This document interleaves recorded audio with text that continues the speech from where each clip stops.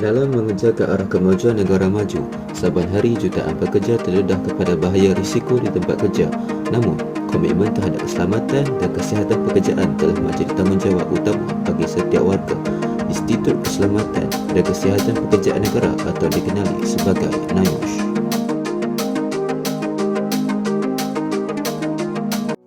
NIOSH telah ditubuhkan pada 1 Jun tahun 1992 di sebuah pejabat sementara di pusat bandar Damansara.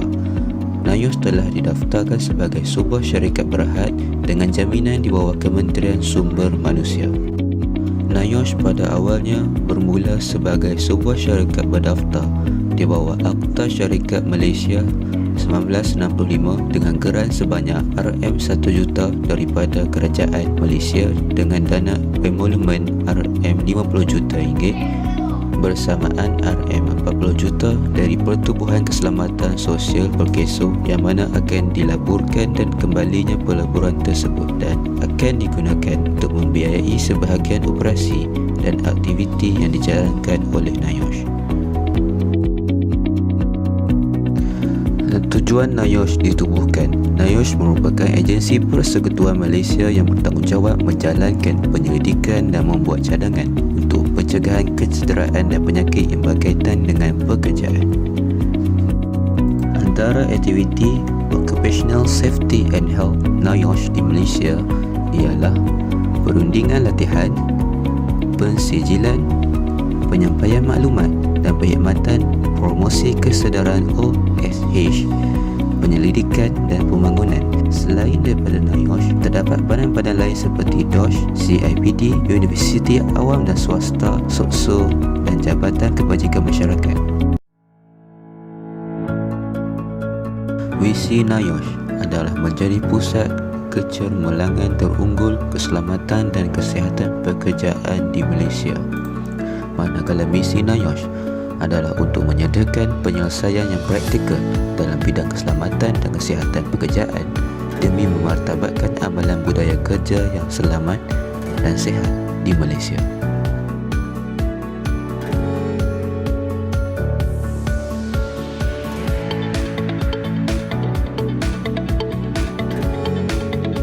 Latihan membolehkan pengurus, penyelia dan pekerja memahami cara kerja sistem pengurusan keselamatan dan kepatuhan undang-undang yang diperlukan. Para pekerja akan memahami tanggungjawab mereka sendiri dan tindakan yang perlu diambil untuk meningkatkan keselamatan dan kesihatan di tempat kerja masing-masing. Antara program peramal OSH iaitu teknik pelaporan dan analisis kejadian, rancangan persediaan dan tindakan kecemasan, memahami, menilai dan melaksanakan HRRARC yang berkesan di tempat kerja, jawatan kuasa keselamatan dan kesihatan yang berkesan, keselamatan dan kesihatan pekerjaan asas untuk penyelia, ergonomi dan pengenalan manual di tempat kerja, pematuhan terhadap peraturan di bawah OSHA 1994, pematuhan kepada akta kilang dan mesin 1967 dan peraturan. Seterusnya ialah program kompetensi ataupun pensijilan, iaitu pegawai keselamatan dan kesihatan, penyelia keselamatan tapak, juruteknik kebersihan 1, juruteknik kebersihan 2, orang masuk dan orang sedia yang diberi kuasa. Program kompetensi pensijilan, penguji gas dan penyelia kemasukan, penilaian kualiti udara dalaman, penilaian risiko kebisingan, penilaian risiko kesihatan kimia, doktor kesihatan pekerjaan.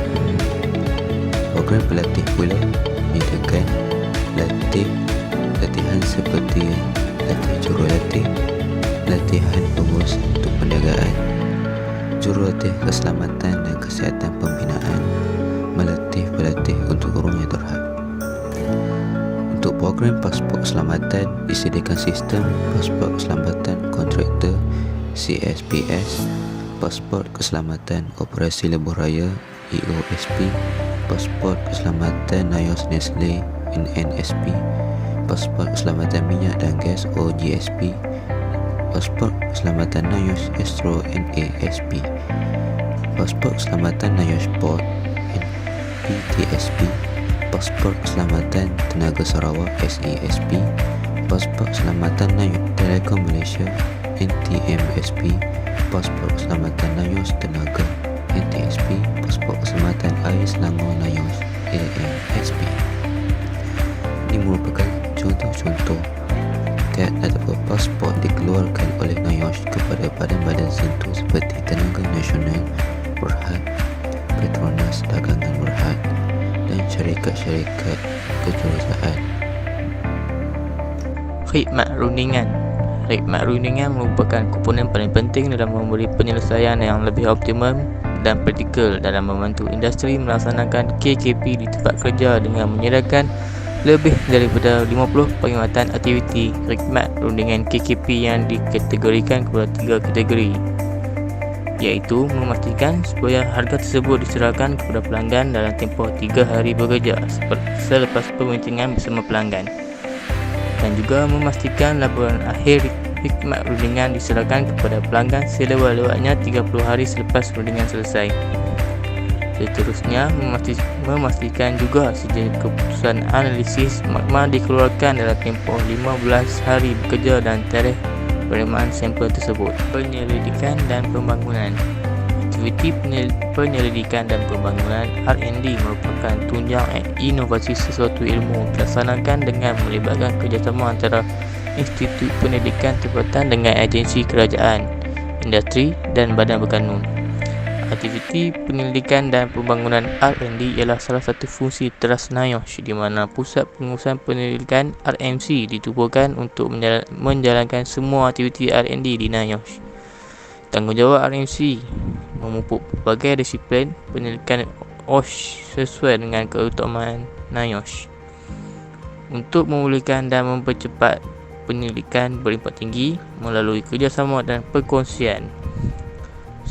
Selain itu, menyelaraskan projek penyelidikan melalui pendekatan pemantauan yang berkesan untuk menyebarkan juga hasil penyelidikan kepada semua pihak yang berkepentingan. Penyebaran maklumat.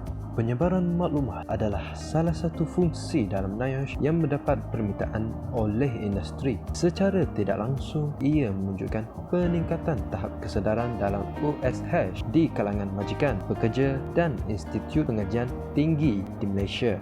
NIOSH juga mengatur dan mengambil bahagian dalam pelbagai pameran, seminar dan persidangan yang diadakan di seluruh negara serta industri nasihat dan sokongan dalam aktiviti kempen keselamatan dan kesihatan mereka. Oleh kerana maklumat penting dalam mewujudkan matlamat persekitaran tempat kerja yang selamat dan sihat, NIOSH secara aktif telah melakukan aktiviti penyebaran maklumat dalam kalangan masyarakat dengan harapan dapat menanam budaya kerja yang selamat dan sihat. Peperiksaan. Yang pertama, orang masuk dan sedia yang diberi kuasa untuk ruang terhad. Yang kedua, orang masuk dan sedia yang diberi kuasa untuk penyegaran ruang terhad. Yang ketiga, keselamatan ruang terhad iaitu program pelatih. Yang keempat, penyelamat ruang terhad dan respon pertama. Yang kelima, kemasukan ruang inert. Yang keenam, penyegaran kemasukan ruang inert. Yang ketujuh, bekerja dengan selamat pada ketinggian. Yang kelapan, pengendalian lori forklift selamat. Yang kesembilan, jurulatih keselamatan dan kesihatan pembinaan. Yang kesepuluh, pertolongan cemas pekerjaan asas. Yang kesebelas, jururawat kesihatan pekerjaan. Yang kedua-belas, penilai kemerosotan perubatan yang diperakui. Yang ke-13, latih jurulatih. Yang ke-14, pengurusan latihan untuk perniagaan. Akta Keselamatan dan Kesihatan Pekerjaan 1994. Akta Keselamatan dan Kesihatan Pekerjaan 1994 adalah satu perundangan di Malaysia yang telah diwartakan pada 25 Februari 1994 oleh Parlimen Malaysia. Prinsip akta ini adalah untuk membuat peruntukan selanjutnya untuk mendapatkan keselamatan, kesihatan dan kebajikan orang-orang di tempat kerja.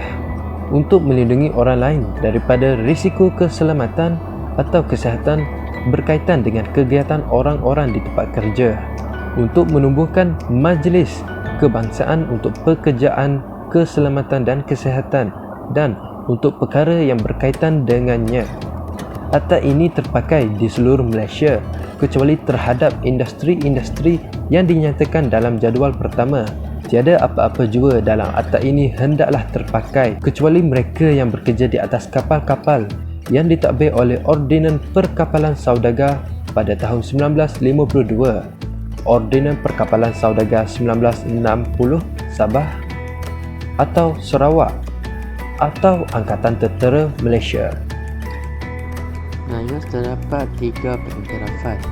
Yang pertama, pencapaian NIOSH dalam persijilan.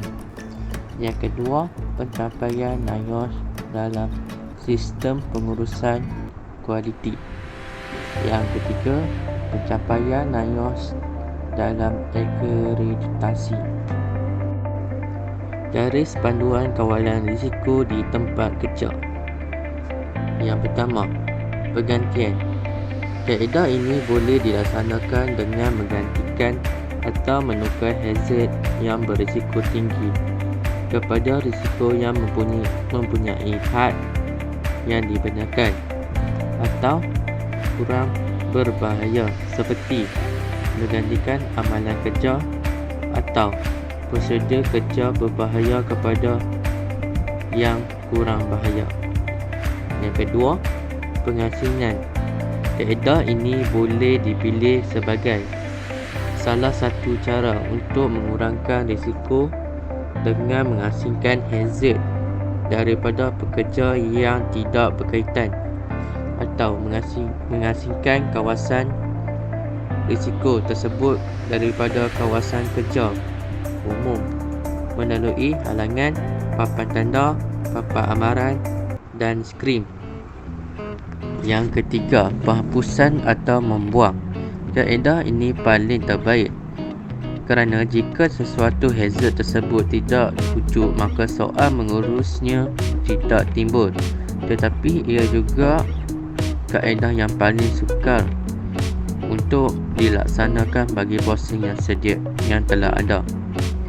Perubahan besar dalam peralatan dan prosedur mungkin diperlukan untuk melaksanakan kaedah penghapusan dan akan melibatkan kos yang tinggi atau ketiadaan teknologi alternatif menjadi punca sesuatu hazard itu tidak boleh dihapuskan. Yang keempat, kawalan secara kejuruteraan. Kawalan ini adalah mengurus risiko dengan menggunakan reka bentuk yang selamat. Biasanya dilakukan di peringkat pelan dan lukisan. Ia mungkin juga boleh melibatkan pengubahsuaian pada reka bentuk peralatan atau tempat kerja, seperti memasang penggandang pada mesin, mempertingkatkan sistem pengudaraan atau menukar aras ketinggian meja mengikut individu dan sebagainya.